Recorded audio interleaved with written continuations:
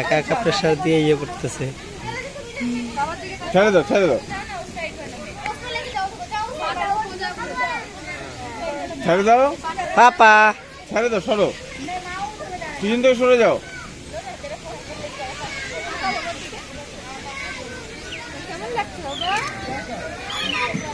এইদিকে তাকাও, এইদিকে তাকাও।